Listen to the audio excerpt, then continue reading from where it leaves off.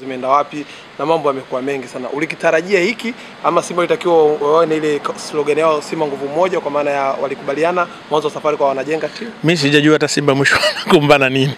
Mimi sijajua kwa sababu wanasema wachezaji walikuwa wanadai ndio maana wamefungwa. Mimi ninachojua kwanza, tarudi kwa hilo. Mimi ninachojua naona Simba wamekuwa very successful kwenye msimu huu. Mfano, ngoja tuzungumze taratibu kimpira kidogo. Simba ambacho kimewakosti leo, walikuwa wagumu au walichelewa kufanya changes za timu yao. Baada ya kuchukua ubingwa mfululizo mara 4 katika msimu wa kwanza walivyocheza bila kuchukua ubingwa, mimi niliamini baada ya kuingia msimu wa pili watakiwa wafanye mabadiliko. Hawakufanya mabadiliko makubwa kwenye msimu wa pili, hawakufanya mabadiliko kwenye msimu wa 3, msimu wa 4 ndio wamekwenda kubadilisha. Wakati wanabadilisha msimu huu, nataka tukumbushe kitu kimoja. Wakati Yanga wanaanza kuchukua ubingwa kwenye ule msimu wa kwanza wakiwa wamewanyang'anya Simba, maana yake msimu wa pili walijiimarisha zaidi, msimu wa 3 walijiimarisha zaidi. Kwa Simba kuja kupambana na Yanga, mimi imejiimarisha vizuri kwa misimu mitatu wakiwa na timu mpya. Kwa level hii waliofikia, wamefanya vizuri sana. Kwangu mimi ndio naona hivyo. Wamefanya vizuri sana, na ukumbuke wakati huo walikuwa wametoka kufungwa bao 5.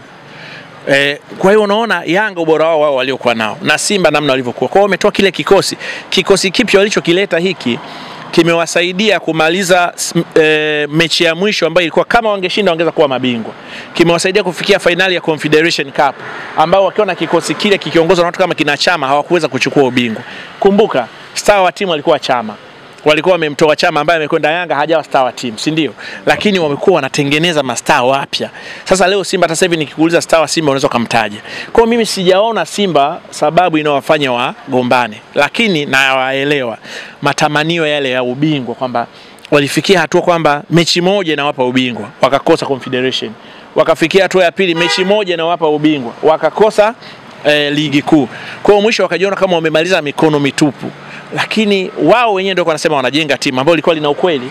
Kwa mimi sioni kwa Simba sasa hivi badala ya kuanza kusigana, basi walikuwa wanapaswa kuungana na kuanza kuangalia msimu ujao unakuja wakiwa na kikosi chao kile, baada ya kukiporomoa chote waangalie watakigawanya vipi au watakiongezea vipi nguvu kwa ajili ya msimu ujao. Finish. Kwa sababu mfano nikuulize, wakianza kuzozana sasa hivi, wakamtoa Mangungu sasa hivi, maana Mangungu naye amekuwa timu mara 5 Mangungu yupo mfunga na Yanga mara 5 Mangungu. Sasa Mangungu na misimu 4 hajachukua ubingwa, maana alisema makosa yake ni yapi. Sasa mashabiki wamesema kafungwa na Yanga mara 5 kwenye ahadi yake yeye binafsi aliitoa kwamba nitaifunga Yanga, lakini pia kwenye mafanikio ya timu kwenye misimu 4 mfululizo amepoteza. Nani ya Mangungu ni, unajua tumemsemea Mangungu hapo, lakini umesahau kwenye hiyo misimu mitatu pia kwa upande wa Simba mwekezaji aliyepoteza alikuwa try again, si ndio? Ambaye ndio alikuja akatolewa. Sasa turudi kwenye yale maamuzi ya ndani ya klabu, kwa maana ya kama Simba Sports Club wana nguvu gani ya kuamua au ya kutenda mambo sawa labda na upande wa mwekezaji ambao alikuwa try again. Ni sawa kwa sawa, kwa sababu katiba ya Simba inaruhusu hivyo. Kwa hiyo kuna vitu ambavyo na wao pia wanapaswa kuvipima, kwa sababu unaweza kumleta pia, niliwaambia kipindi fulani, sio Mangungu kumleta kiongozi mwingine, halafu kama ikawa nguvu yake inafanana ya Mangungu ndani ya klabu akashindwa kufanya lolote. Kwa hiyo inawezekana pia kuna jambo Simba wao wenyewe pia wanapaswa kulibadilisha, maana yake ni katiba. Exactly. Lakini bado hawapaswi kulaumiana muda wote tu. Unajua mimi sijawahi kuamini kama kulaumiana kunaleta solution. Yaani mnaweza mkalaumiana muda wote lakini bado kusio kuna faida kubwa. Kwa hiyo mimi kwangu kwa Simba na washauri, sasa hivi ni wakati wa kutulia. Kwanza wakubali walizidiwa, wakubali wamepoteza, mwishoni wajipange kuwa na kikosi bora zaidi. Na kikosi bora zaidi ni swala usajili. Benchi la ufundi Simba wamelipata zuri sana, kwa sababu ndio limewafanikia kuwabeba pia hadi hapa. Kama watakekuwa na benchi la ufundi mfano lile lililopita, mimi naamini saa zingine waongeza kumaliza nafasi ya 3 ya 4. Kwa wamekuwa na benchi la ufundi bora limewasaidia, wamekuwa na wachezaji wapya ambao kadri ya uwezo wao wamejaribu. Kwa sasa hivi ni kipindi cha wao kuangalia wapi panavuja wazibe ili safari iendelee. Ndio ngoja kwanza swala la bonus kwanza. Nimesikia na mimi hivyo, lakini nilicho taarifa nilizoambiwa kwamba kwenye bonus za CAF, maana bonus za CAF zinatoka kwenye upande wa Simba Sports Club. Kwa maana uongozi huko wa Mangungu, na niliambiwa kuna upande mwingine walikuwa wameshalipwa ambao ni upande sio mwekezaji. Kwa walikuwa wanasubiri zile za Mangungu, kwa uongozi wa Mangungu, kama paka wamekwenda uwanjani walikuwa wanaambia zile hela zitaingia taarifa niliyoipata ndio. Kwa hiyo imekuwa nasikia wachezaji hadi half time wanaangalia kama mkwanja wao umeingia hujaingia. Umeona? Kwa hiyo watu wanaamini ndio imekuwa distraction na nini, lakini inawezekana hizi ni hearsay. Inawezekana sio sawa, kwa sababu timu ikishapoteza kuna kusikia mambo mengi yanajitokeza, lakini bado sasa haya yote hayana faida. Sasa hivi kwa Simba faida ni kukaa chini, kutumia hiyo slogan yao imesema nguvu moja, waungane kwa ajili ya kuitengeneza timu yao kwa ajili ya msimu ujao. Na ndio maana hata nimemwona kuna mtu mmoja alikuwa akiwaambia Yanga waachane mambo ya mapingamizi na kushindana sio na TFF na nini, wakae waendeleze kujenga timu yao, kwa sababu Yanga wakati wamefanikiwa nyumbani huku kimataifa walifeli, si ndio?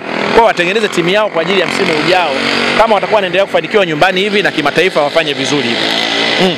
Hapo umeongea kitu umenikumbusha. Inasemekana klabu ya Young Africans imemwekea pingamizi rais wa TFF Wallace Karia. Umesikia hii au umeona huko kwenye mitandao? Nimesikia, lakini kwangu mimi naamini ile pingamizi halina mashiko. Na nimeambia limewekwa na CEO. Sio ndio mtendaji wa club? Hakuna, unajua watu hawasomi katiba. Pingamizi likiwekwa na club, anayekwenda kulitetea pingamizi kawaida huwa ni president wa club. Na anayeweza kuweka hilo pingamizi kulisimamia ni president wa club. Kwa maana yake hawezi akawa CEO akaweka pingamizi. Wakifanya hivyo litatupwa. Kwa mujibu wa katiba inatakiwa alitetee hilo pingamizi ni president. Kama atakwenda Engineer Hersi kulitetea tutaona, lakini sioni mimi sababu ya msingi ya Yanga kuweka hilo pingamizi, kwa sababu unajua uchaguzi wa TFF ni mchakato. Uchaguzi wa TFF sio sasa. Na ndio hata nimeona kuna wengine wamekurupuka kuingia kugombea na kuanza kulalamika tena. Yaani unajua Tanzania sina tuambie ukilalamika ndio unakuwa mtu na akili sana au unakuwa ni mtu bora au nini. Kwamba wameingia kugombea, wameingia na popo kuanza kulalamika, lakini uchaguzi ulikuwa unajulikana sio leo. Wewe unataka kugombea, unataka kuniambia utaingia kugombea kuna urais wa TFF mwezi mmoja kabla. Hauna preparation yoyote, haujui kama kuna endorsement. Mfano wewe umeshawahi kugombea huko nyuma, haujui kama kuna endorsement. Endorsement unajua zipo. Kwa sababu FIFA kuna endorsement, CAF kuna endorsement. Leo unataka uje uoje kuna uchaguzi wa TFF. Nimemsikia na yule msemaji wa BMT. Nikasema huyu ni mgeni kwenye mpira. Na nikasema huyu ni mgeni kwa sababu ulivyomsikia alivyokuwa anaongea, sasa zingine kama anasema labda anaongea na au anazungumzia kitu ambacho hakijui vizuri kwenye masuala ya katiba. Sababu alikuwa anazungumzia kwenye katiba ni lazima kuwe kuna nini? Kuna nini nasema ile time kwamba ni kama ni misimu miwili. Mfano kwenye katiba ya Yanga. Wewe nenda kaisome, kuna sehemu inasema misimu miwili. Inasema tu rais, kwa maana mtu anaweza akagombea tena ni kitu cha kwa hiyo unajua nikamsikia anazungumza vile, mimi nikasema huyu nafikiri atakuwa ni mgeni msemaji wa BMT au aliyemwambia azungumze akumfanya asikilize maneno mazuri. Kwa mimi niamini hili pingamizi la Yanga haliwezi kwenda mbali, kwa sababu ni pingamizi ambalo linaonyesha kuna kukurupuka ndani yake. Hizi nakwambia, na wakienda kwenye kamati ile pingamizi kwa jinsi lilivyokaa limekaa kishikaji sana, litapigwa chini tu, mimi naamini. Kwa hiyo limekaa kishikaji mno, sio ile pingamizi ambalo linatakiwa lipeleke kwanza na rais. Rais anayelitetea kwenda kwenye kamati ni rais, kama atakuwa amekwenda sawa, lakini pia halina mashiko mimi naliona. Kwa sababu ukiangalia kwenye zile chakato za uchaguzi zote zimefuatwa kwa uzuri kabisa, na kwenye endorsement hata kwenye CAF Mosepe mwenyewe leo kiambia tunawazuia TFF uchaguzi, huyo Mosepe kapewa endorsement karibu na kila nchi, yeye mwenyewe kwanza atashangaa. Ukimwambia Infantino naye pia atashangaa. Kwa hiyo hebu jamani msifanye tukashangaliwa sisi. Kwa hiyo ningia kwenye mchuma ni Sepe. Haya bwana. Asante sana.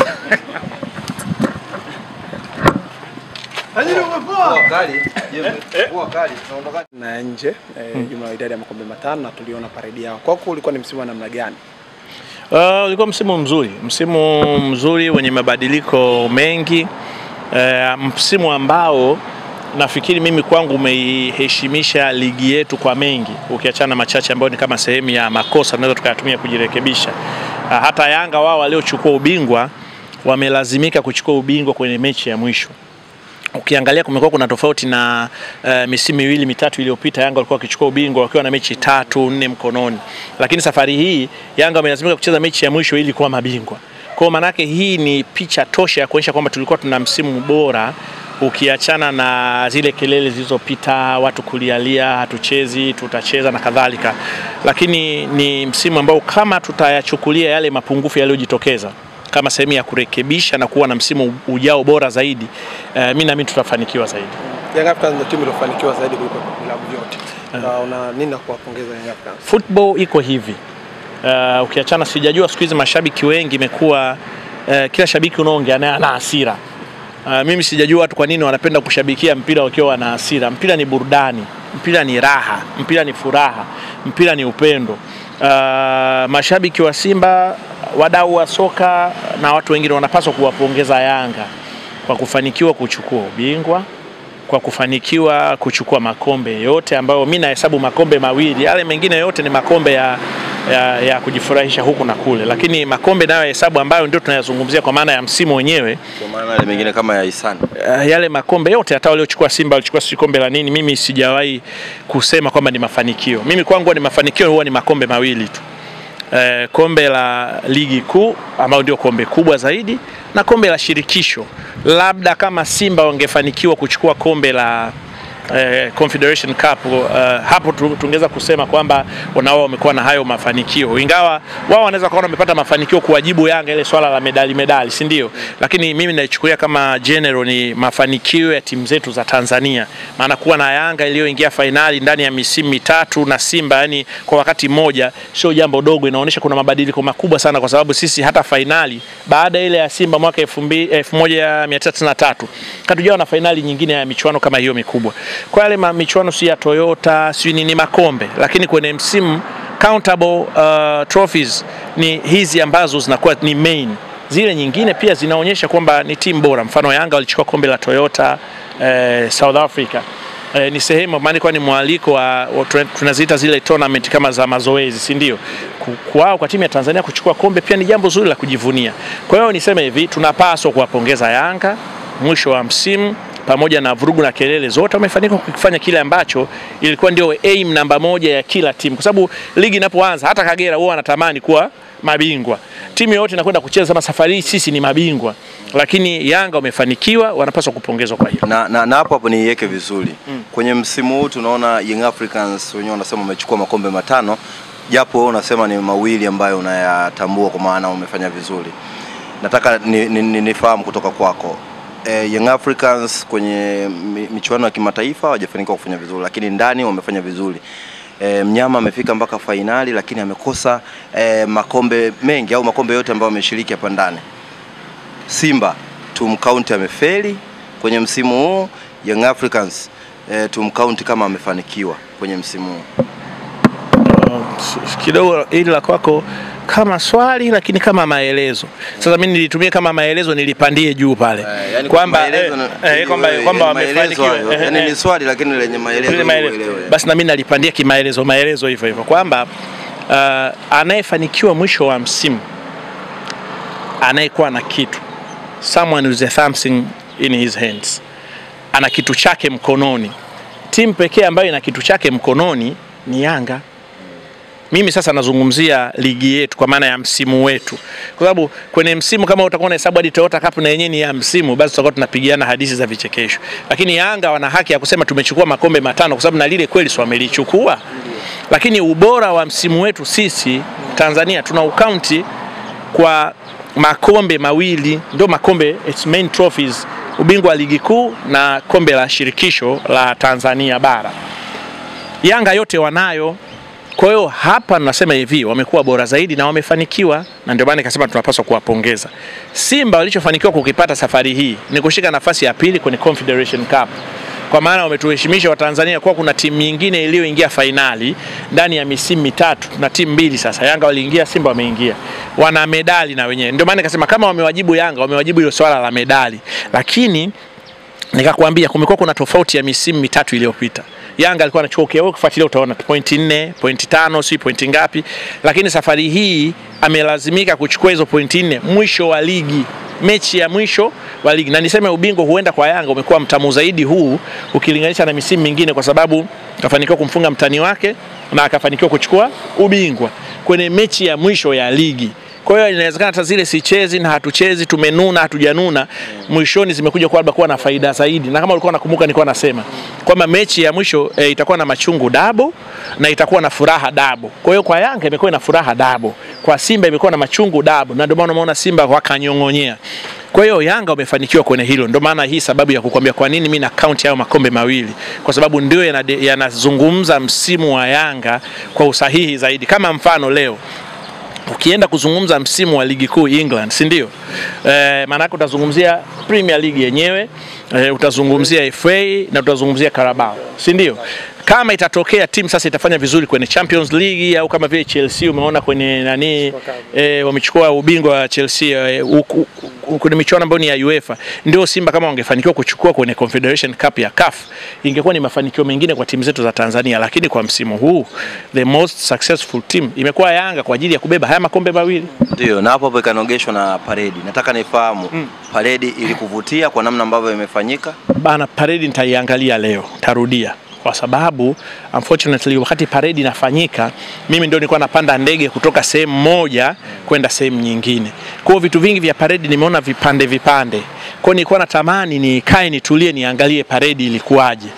Kwa hiyo nikisema kitu ambacho sijakiona sasa na mimi nitakuwa mwenda wazimu. Kwa hiyo nitatulia afu nitaiangalia. Tukikutana kesho ukiniambia sitakwambia ni wapi imenivutia na wapi haijanivutia. Jembe hapo jana usiku wa paredi rais wa Yanga aliulizwa wananchi nini nimebakisha, wananchi wakasema uwanja. Akawaahidi kwamba ameshaongea na rais uwanja soon Yanga wataanza uwanja wao. Kauli imekuwa ni mara nyingi akizungumza kwamba nimeongea na rais, tumeongezewa eneo la ujenzi na kila kitu. Unaona sasa season hii Yanga kaanza kwenda kukamilisha uwanja wao kama ambavyo rais wa Yanga aliwaahidi pale hadharani wananchi. Mimi ndio naona, yani mimi ndio nione au aliyewaambia experience yako. Kwa experience yangu mimi, mashabiki wengi wa klabu zetu hizi kubwa wanafurahia matokeo zaidi kuliko mafanikio zaidi. Na mafanikio mimi nazungumzia kwa maana ya kuwa na klabu kwa ajili ya vizazi vijavyo. Kwa sababu kigezo au kielelezo ilikuwa ni kwamba bado wameomba kuongezewa eneo. Lakini sasa wameshaongezewa eneo. We need them to prove that. Kwa sababu mimi nataka niwakumbushe kitu kimoja, nyinyi mnajisahau. Hata ukimsikia mtu asema sisi ndio wenye Yanga, mimi ndio Yanga, achana na mimi. Mwingine anakuambia usizungumzie Yanga yetu lakini hana faida yote na hiyo Yanga. Au usizungumzie Simba yetu hajafanya chochote kwa Simba. Viongozi wengi mimi nimeona ambao wamekuwa wakiingia madarakani, wamekuwa wakipenda kuziona hizi timu zikiendelea kuwa tegemezi. Kwa hiyo ahadi za uwanja za Yanga hazijaanza leo. Na ninataka nikwambie, kama utanikatalia nenda kafanye research. Timu hata kwenye mtandao yenye ramani nyingi zaidi ambazo hazijawahi kujengwa, ambazo ziko mtandaoni ni Yanga. Kwa hiyo kwa sababu rais wao ameahidi sasa hivi kwenye kadamnasi ya mashabiki, kwangu ni jambo zuri tukaona sasa hiyo imeanza kufanyiwa kazi. Nilikuwa naongea na shabiki wa Yanga yule anaitwa captain. Yeye alisema wameambiwa baada ya miezi kadhaa. Mimi nikamwambia ninaikataa kadhaa. Kwa sababu kadhaa haina hesabu ya kutosha. Kadhaa inaweza kama miezi 10, inaweza kama miezi 20. Kwa hiyo ilitakiwa waambiwe baada ya miezi miwili au baada ya miezi mitatu. Mwezi wa 10. Uwanja wetu sisi tutaanza. Lakini mimi bado nikwambie, kauli naiamini zaidi kuliko zote. Ukiachana zile za dini, time will tell. Kama wataanza Yanga litakuwa jambo zuri zaidi. Kama hawataanza tutaendelea kuhoji, hata kama kadhaa haina deadline, lakini tutaendelea kuhoji. Lakini ni vizuri wakaanza na kutengeneza records, kwa sababu inawezekana rais aliyopo sasa akaanzisha na rais atakayekuja baadaye akaendeleza. Jembe bwana, mimi nataka kwa msimu huu umeshatamatika 2024 2025. Kwako nataka nikupe mazoezi mawili hapo.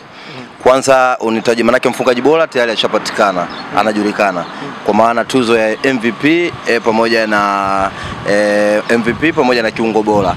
Lakini pia hapo kaongeza na kikosi chako bora cha msimu, kikosi cha Saleh Jembe ambacho kwa namna ambavyo wachezaji wote wameperform, namna ambavyo umewaangalia. Kikosi nisingependa nikitaje. Kwa sababu na wasiwasi sana. Ningekuwa nimeandika hivi ningekuandikia. Ili ni furaha. Unajua sisi wazee sio miaka 2000, lakini mchezaji wangu bora mimi mchezaji wangu bora ni Ahoua. Na nazungumza kwa maana ya mnaita nini zile numbers kwa maana ya takwimu. Takwimu zinambeba Ahoua kwa ndio mchezaji bora.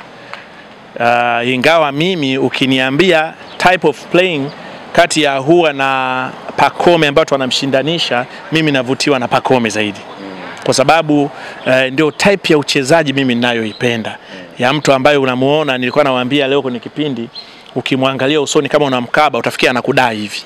Yani unajua ni ule mtu katoa macho, anataka ukija ule mpira achukue, atikisike, aondoke, aingie, atoe pasi kwa wenzake. Na ndio maana hata Yanga tulikuwa tunawalaumu na bao moja la mpira ulitoka nje. Mechi na Songea United. Lakini Pacome hata mpira ulitoka nje, lakini aliuwahi tu akapiga cross. Lakini angekuwa mchezaji mwingine saa zingine angeweza kwa ameuacha. Kwa hiyo type, lakini kwa takwimu zinavyokwenda, maana ya mabao yake, assist zake, alafu ukija ukijumlisha kwa maana ya involvement ya how many goals nampata yeye. Lakini kama kutakuwa kuna vigezo vingine wao wanaviona ndio vinafaa, sasa hiyo nawaachia wao. Kina nani sasa? Ambao wanahusika na hiyo kamati ambayo siku ya mwisho inamtoa yeye MVP. Kwa sababu unajua mimi nimewahi kuwa kwenye kamati ya tuzo, lakini nikajitoa kutokana na majukumu, kwa sababu niliitwa kwenye vitu vingine vya CAF ambavyo mimi kwangu niliona ningeweza kujifunza zaidi. Lakini naturally unapokuwa kwenye ile kamati mnaletewa takwimu, kila mjumbe anakuwa na takwimu, halafu mnaanza mijadala including how many times huyu amekuwa MVP wa mechi, how many times huyu amekuwa MVP wa mwezi. Kwa hizo ndo inakuwa michakato hiyo sasa inafanyika. Sasa through that michakato hatujui atakuwa ni nani MVP wa ligi. Lakini ukiangalia naiamini sana kamati ya tuzo, kwa sababu kwa mwendo walioenda nao hakujawa na malalamiko kwenye MVP. Mara nyingi wa mechi imetokea mara chache, lakini haijawa mara kuna MVP wa mwezi ambao, kwa sababu hata ukiangalia MVP wa mwezi anaamuliwa kwa takwimu kwamba timu yake kocha imeshinda mechi hizi, mchezaji huyu amesaidia timu yako kufanya hiki na hiki na hiki. Kwa hiyo hivyo ndio inakuwa kwa maana ya uamuzi wa mechi zilikuwaje na uamuzi wa ligi ilikuwaje. Kwa mimi nimekuambia ni Ahua. Watu wanaona kama ukiangalia Pacome kama amemaliza vizuri, lakini ndani ya Yanga pia kuna mtu ambaye anamzidi kidogo kitakwimu, kwa maana Prince Dube anamzidi Pacome. Wengine wanaenda mbali, kwa nini asiwe labda Dube kwamba ndo ashindanishwe na Ahua? Nafikiri labda wameamua performance jinsi ilivyokuwa. Na mwendo wa Pacome umevyokuwa, labda kwa kuibeba timu yake, na kama ulivyosema hata kumaliza hadi kamaliza vizuri, labda kafikiri wanaviangalia vitu hivyo. Na mfano kama mimi nimekuambia mimi Pacome ananivutia nini? Aina ya uchezaji wake. Na ukiangalia vizuri utagundua watu wengi wa mpira ndio kitu kinachowavutia zaidi. Watu wa mpira wanapenda kidogo mtu kama ni forward basi kashikashi ziwepo, katikisika, kaingia, katoa, kaenda. Mfano uliona Simba wanamkataa Tambwe, Yanga wamekuwa naye Tambwe kama unamkumbuka, Hamisi paka anaondoka, walikuwa hawampendi kwa sababu hana purukushani. Yule Tambwe alikuwa akija anatega kichwa imo, anakimbia kwenye kibendera. Kwa sababu mchezaji mwenyewe hata havutii. Wanataka mtu kama Mlishongasa anatikisika kwenye kibendera, kama anavua bukta kaingia kushoto kulia. Kwa hiyo watu wa mpira tunataka purukushani za namna hiyo, zina raha yake. Kwa hiyo performance ya Pacome imekuwa nzuri kiukweli. Amekuwa ni mtu ambaye ameonyesha ukomavu, ameonyesha ladha niseme, si ndio? Sasa takwimu siku ya mwisho mimi naona kama kwenye MVP ndio zinaamua zaidi. Jembe, kwa upande wa Simba tumeona vikao vimekuwa vingi. Mwanzo wa msimu walikubaliana wote kwamba wanajenga timu. Mwishoni wa msimu kila mmoja anazungumza lake. Mangungu